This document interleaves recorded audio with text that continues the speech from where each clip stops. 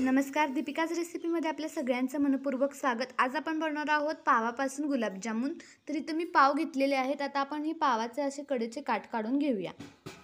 हे अशा पद्धतीने आपण पावाचे कडेचे काट काढून घेऊया। आता आपण पाक बनवूया। इथे मी एक मोठा ग्लास पाणी घेतलेला आहे। त्यामध्ये मी ह्या फुलपात्राच्या साहाय्याने एक फुलपात्र साखर घेतलेली आहे। तुम्हाला जर आणखीन गोड साखर घालू शकता। आता हे आपण पावाचे तुकडे करून घेऊया आणि मिक्सरला बारीक करून घेऊया। आता हे आपण बारीक करून घेऊया। अशा पद्धतीने पावडर करून घ्या।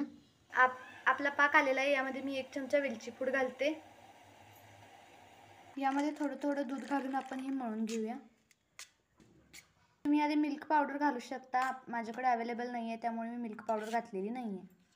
अशा पद्धतीने हे तुम्ही पीठ मळून घ्या। हे एक 10 मिनिटं असंच रेस्टला ठेवा। अशा पद्धतीने गोळे करून घ्या। आता हे आपण तेलामध्ये तळून घेऊया।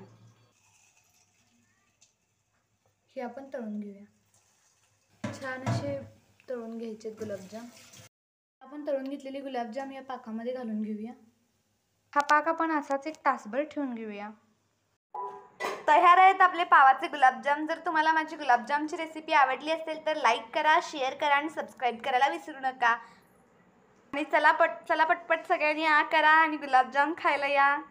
धन्यवाद।